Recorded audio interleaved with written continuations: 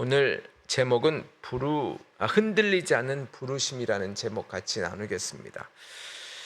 하나님이 우리를 다 불러주셨죠. 하나님이 불러주셨습니다. 여러분, 오늘 이 고린도 교회는요, 당시에 그 성도들 사이에서 예수님의 재림이 임박했다는 그러한 종말론적인 긴장감이 있었어요. 그래서 그렇게 생각합니다. 아니, 예수를 믿고 구원받아 영적으로 새롭게 되었으니까, 새로운 존재가 되었으니까 이 세상에 있는 기존 질서, 종과 자유자, 할례자나 무할례자, 이런 질서나 신분도 모두 바뀌어야 하는 거 아닌가, 이렇게 생각을 하고 있었던 사람들이 있었어요. 그래서 이제 종말이 가까우니까 이 금욕주의자들 사이에서 이런 말이 나오는 거예요. 영적인 신앙을 위해서 결혼 생활을 청산해야 되지 않느냐. 또한 신분의 변화를 꾀해야 되지 않느냐.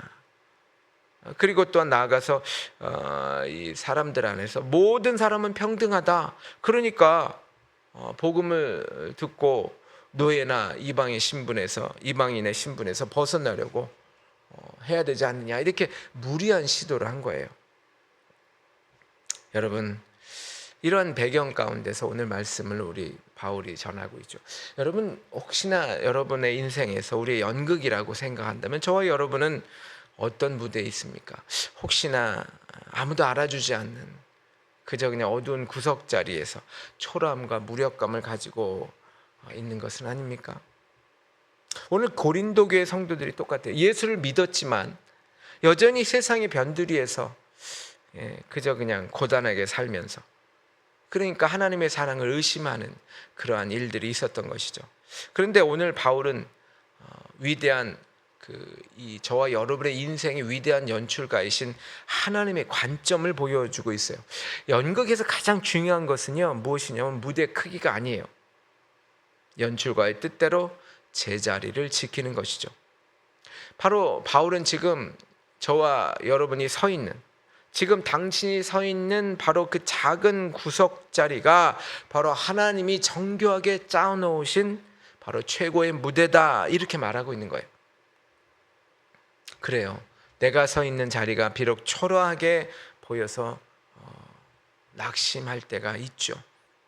그러나 우리는 그럴 때 저와 여러분의 연출자이신, 저와 여러분의 삶의 연출자이신 하나님을 바라봐야 될 줄 믿습니다. 하나님께서 정해주신 저와 여러분의 이 자리, 거기가 바로 가장 안전하고 복된 자리를 깨닫는 은혜의 시간이 되기를 원합니다.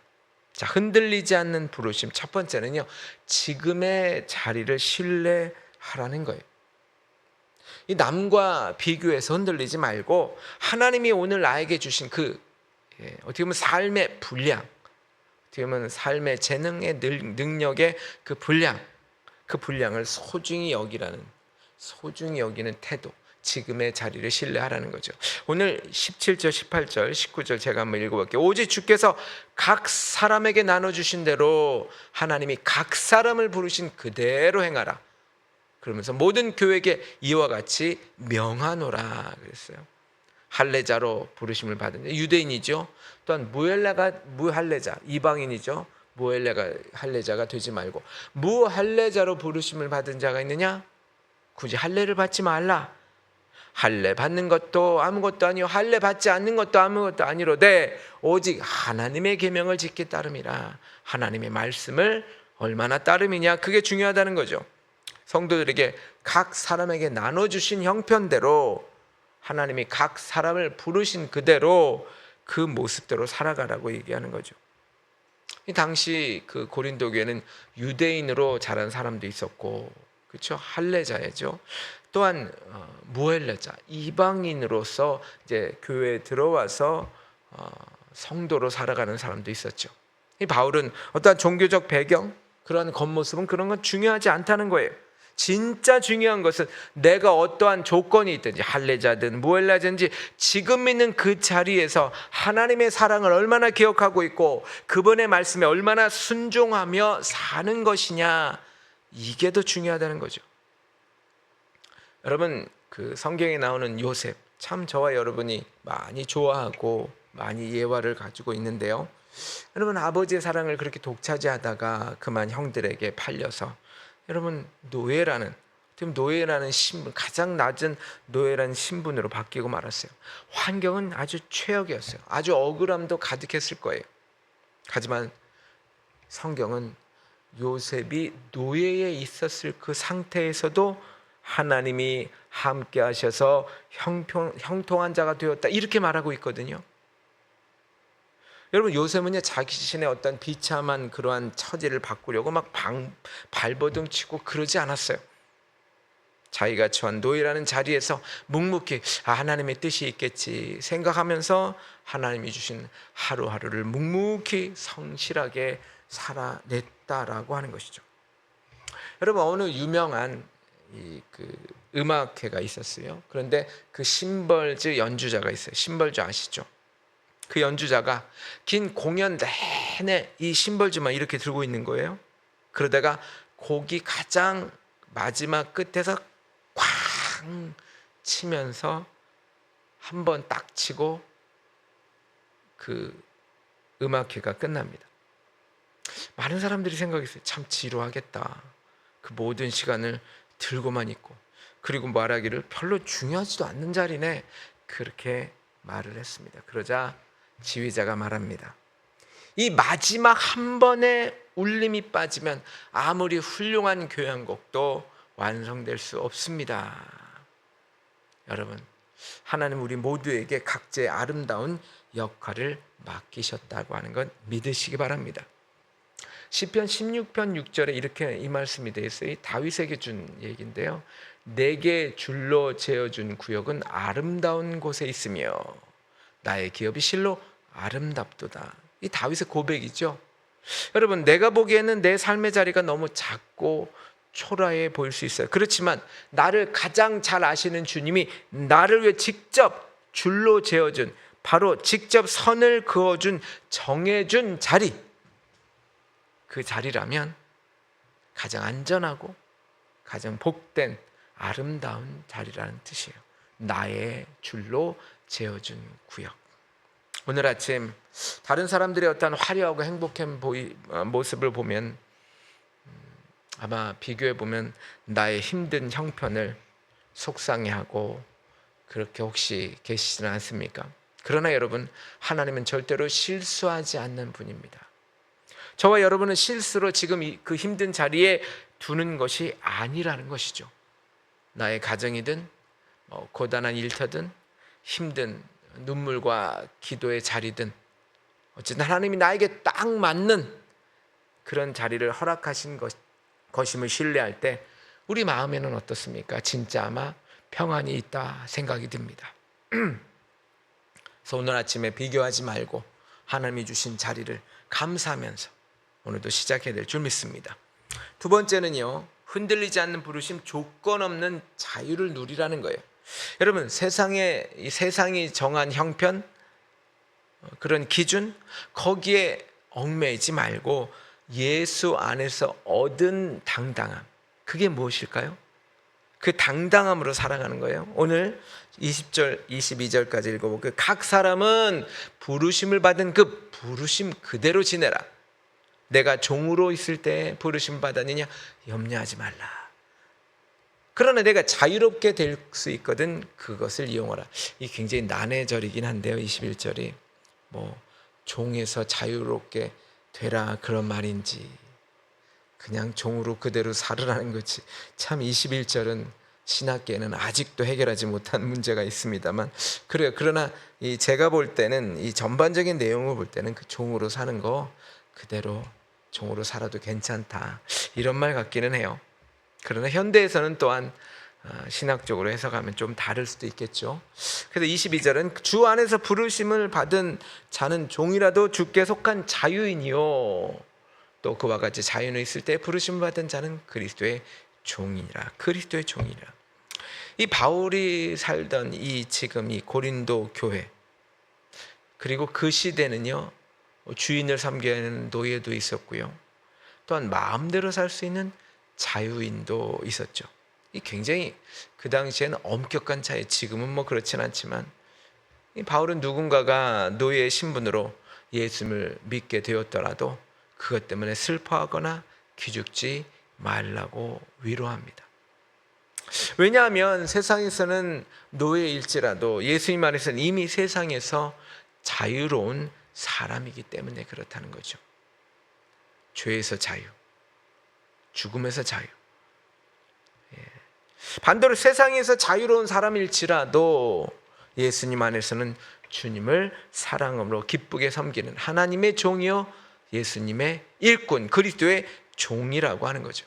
그 세상에서 말하는 신분, 조건, 물질의 크고 작음의 그러한 것이 우리의 진짜 가치를 결정할 수 없다라고 하는 거죠. 여러분, 바울과 실라를 여러분 기억하십니까? 그들이 복음을 전하다가 깊은 감옥에 갇혔습니다.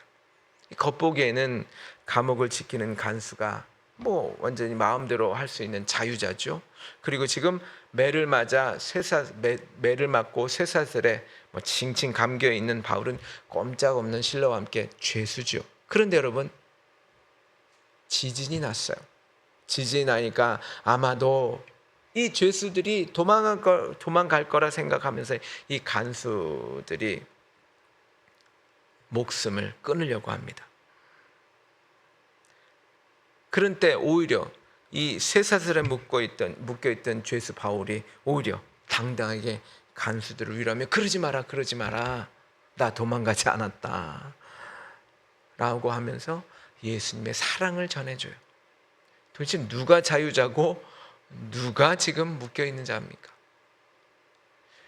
여기서 우리가 알 수 있는 것은 몸이 묶여있느냐가 아니라 바로 마음의 진짜 자유가 누구냐는 거죠.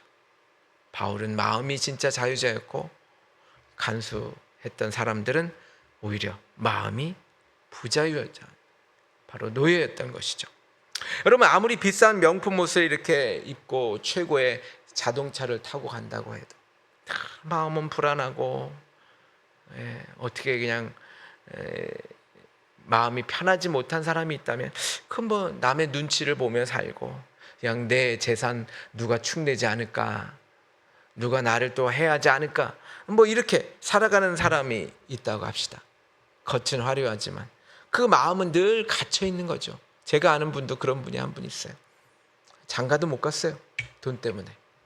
다 내게 오는 여자들이 내 돈 보고 오는 것 같거든요. 반면에 조금 낡은 옷을 입었을지라도 마음속에 하나님의 사랑이 가득 채워진 사람은 늘 당당하고 여유롭습니다. 바로 바울이 말하는 그 당당함은 바로 하나님의 사랑이 가득 채워진 사람을 말합니다. 예수 그리스도를 믿는 사람을 말합니다. 진짜 자유는 내가 무엇을 얼마나 많이 가졌느냐가 아니라 내 마음이 누구의 손에 붙잡혀 있느냐라고 하는 데서 시작이 됩니다. 여러분, 우리가 요한복음 8장 32절에 너무도 잘 아는 말씀 있죠. 진리를 알지니 진리가 너희를 자유롭게 하리라. 도대체 진리가 뭔데요? 이 제자들에게 이 당시 이 예수님이 이 요한복음 8장은요 제자들에게 아주 다정하게 말씀하고 있는 그런 부분이에요. 돈이 엄청나게 많거나 세상에서 성공해야만 마음이 편해지고 자유해지는 것이 아니죠. 바로 그 자유는 나를 위해 목숨까지 다 내어놓으신 그 예수 그리스도의 사랑을 깊이 깨닫는 것, 이게 진리잖아요. 이게 복음이잖아요. 바로 그것을 깨달을 때 바로 저와 여러분은 세상의 차가운 평가와 미래에 대한 걱정으로부터 온전한 자유를 얻게 한다는 거죠. 진리가 너희를 자유롭게 하리라. 그 진리가 무엇인지를 알아야죠. 오늘 당장 저와 여러분이 혹시 당장 해결해야 될 경제적인 문제, 아니면 몸이 아픈 문제, 또한 직장에서 굉장히 받는 스트레스, 혹시 이것 때문에 숨이 꽉 막히고 힘들지 않으십니까? 그러나 분명히 한 가지 우리는 기억해야 될지 믿습니다.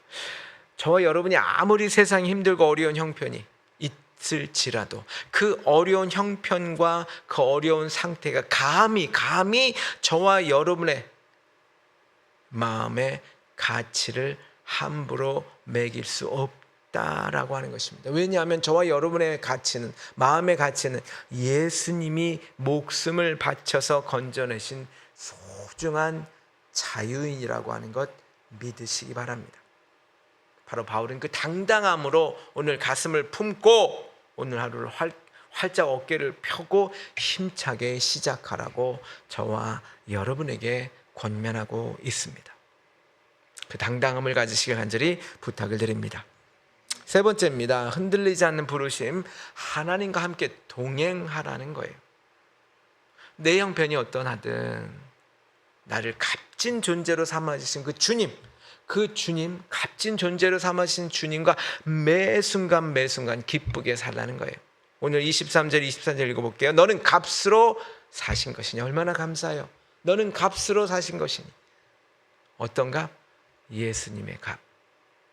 사람들의 종이 되지 말라. 사람들이 형제들아 너희는 각각 부르심을 받은 그대로 하나님과 함께 구하라. 하나님과 함께 구하라. 여러분, 이 바울은 지금 이 말씀을 끝내면서 아주 놀라운 말씀을 하고 있습니다. 바로 엄청난 대가를 치르고 직접 사신 귀한 존재라는 거예요. 더 이상 사람들이 눈치를 보거나 세상의 힘든 형편에 기죽지 말라는 것입니다. 하나님은 하나뿐인 아들 예수 그리스도, 그 아들을 십자가에서 목숨을 바치게 할 만큼 귀한 핏값으로 산, 바로 그래서 우리를 하나님의 자녀로 삼아 주셨습니다. 그러므로 우리 이제 어떠한 힘든 형편에 있더라도 하나님과 함께 살아가기만 하면 됩니다. 지금 내가 어디에 있느냐보다 훨씬 더 중요한 것은 지금 이 자리에 하나님이 계시는가, 이게 중요합니다. 지금 이 자리에 나와 하나님이 함께 계시는가, 내가 하나님과 동행하고 있는가. 여러분, 리차드 백스터라는 이분이 이런 말을 쓰였죠. 그 책에 이런 말이 있어요. 하나님이 함께 계시는 곳은 초가집이어도 천국이 되지만 하나님이 계시지 않는 곳은 궁궐이어도, 아무리 화려한 궁궐이어도 그저 광야일 뿐이다. 사실은 나중에 우리가 지옥 가면은요 그렇게 느낀대요. 하나님이 계시지 않은 그곳이 바로 지옥이었다는 것을 알게 된대요. 다윗은요, 여러분, 자기를 죽이려는 사울 왕을 피해서 어디로 갔습니까? 어두운 동굴 속으로도 들어가고요, 광야로도 들어갔어요. 사람들의 보면은 굉장히 버림받은 것 같고 언제 죽을지 모르는 외롭고 무서운 그런 자리였어요. 하지만 다윗은 그 어두운 동굴, 또한 외로운 광야, 이것이 바로 어디였어요? 하나님을 더 만나는 광야의 식탁이었어요. 그래서 결국은 그가 나중에 왕이 되기 위해서 정말 더 많은 것들을 배우고 생각하고 묵상할 수 있는, 그래서 훌륭한 왕이 되기 위한 가장 가치 있는 장소가 바로 그곳이었다라고 하는 거죠. 어린아이가 엄마의 손을 잡고 시장에 왔어요. 그러다가 그냥 엄마를 잃어버렸어요. 옆에는 뭐 많은 화려한 구경거리도 많고 장난감도 많고 그렇지만 엄마가 없으니까 무섭고 외로워서 막 웁니다. 어떤 것도 소용없었어요. 무서워서 엉엉 웁니다. 그럴 때 저 멀리 골목에서 엄마가 그냥 잃어버린 딸을 그냥 찾으려고 막 뛰어옵니다. 그 엄마의 얼굴을 보자마자 아이는 울음을 뚝 그치고 엄마 품에 안겨서 활짝 웃습니다. 여러분, 자, 이 시장은 아까와 똑같이 시끄러워요. 복잡해요. 그렇지만 나를 사랑하는 엄마가 내 곁에 오자마자 아이의 마음속에는 무서움도 없어졌고요, 두려움도 없어졌고요, 그저 안심이 됐죠. 우리의 삶이 바로 그것입니다. 하나님이 우리와 함께 하십니다. 그래서 마태복음 28장 20절에 볼지어다 세상 끝날까지 너희와 항상 함께 있으리라 하시니라. 여러분, 이것은 예수님이 하늘나라로 가시면서 제자들에게 남기신 약속의 말씀이에요.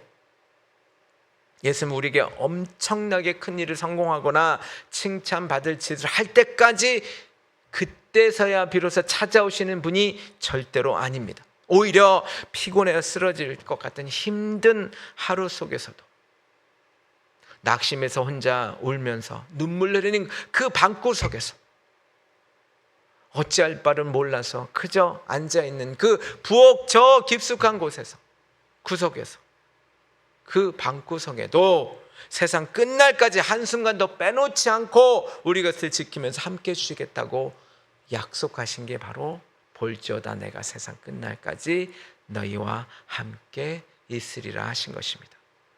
여러분, 하나님은 저와 여러분을 대충 그냥 만드신 것이 아닙니다. 가장 비싼 값을 치르고 바로 소중하게 사셨습니다.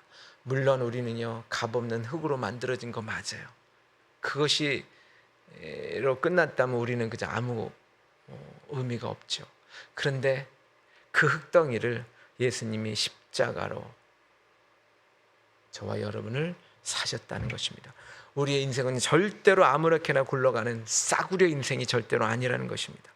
오늘 내가 가야 할 삶의 자리, 그 길이 아무리 거칠고 외롭고 느껴질지라도 오늘 말씀하시지 않습니까?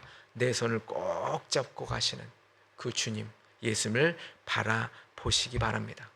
주님이 함께 계시기 때문에 바로 저와 여러분이 서 있는 이 자리가 세상에서 가장 거룩하고 값진 자리임을 기억하시길 간절히 부탁을 드립니다. 그렇습니다. 하나님과 함께 걷는 바로 오늘입니다.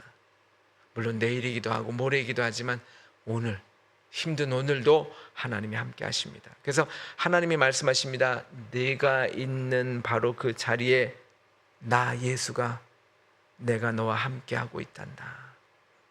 세 가지만 생각해 보죠. 내 자리가 좋은 분량입니다. 여러분, 남과 비교해서 속상할 때, 여러분 그때 바로 하나님은요, 내 자리가 하나님이 주신 가장 좋은 분량임을 믿게 하여 줄 줄 믿습니다. 또한 나는 자유로운 자녀입니다. 힘든 환경이 나를 누르고 짓누를 때 나는 이미 예수님 안에서 가장 자유로운 자유로운 사람임을 하나님이 분명히 우리에게 보여줄 거라 믿습니다. 또한 혼자 외롭고 힘들 때 주님이 내 곁에 오셔서 함께 살아가 주십니다. 바로 주님이 함께하고 계십니다. 오늘 나를 불러주신 그 소중한 자리에서 주님의 손을 꼭 잡고 위로와 평안을 누리시기를 간절히, 복된 하루가 되시길 간절히 주님의 이름으로 축원을 드리겠습니다. 기도하죠. 하나님 아버지, 오늘도 변함없는 사랑으로 우리를 이 새벽 제단으로 불러주셔서 감사합니다. 때로는 남들과 내 형편을 비교하며 속상했었고 이 불확실성 시대에 앞날에 불안하고 내 힘으로만 버티려고 하다가 지치기도 했습니다.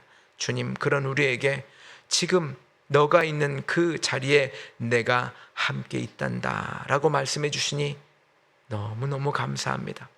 오늘 하루 내 고집 내려놓고 주님의 손만 의지하게 하여 주옵소서. 세상의 형편과 물질의 어려움에 마음이 갇히지 않게 하시고 예수님의 사랑 안에서 당당한 자유를 누리게 하여 주옵소서. 혼자 된 것처럼 외롭고 지칠 때마다 내 곁을 지키시는 주님의 평안함을 깊이 느끼게 하여 주옵소서. 하나님, 이 시간 각자 마음에 품고 나온 아픈 문제, 물질의 문제, 아픈 몸들, 또한 가족을 향한 눈물의 기도, 이러한 여러 가지 제목을 주님 앞에, 주님 발 앞에 다 맡겨드립니다. 내가 너를 결코 떠나지 않겠다 약속하신 주님을 바라보면서 오늘도 그 부르심의 자리에서 승리하게 하여 주옵소서. 예수님의 이름으로 기도함나이다. 아멘.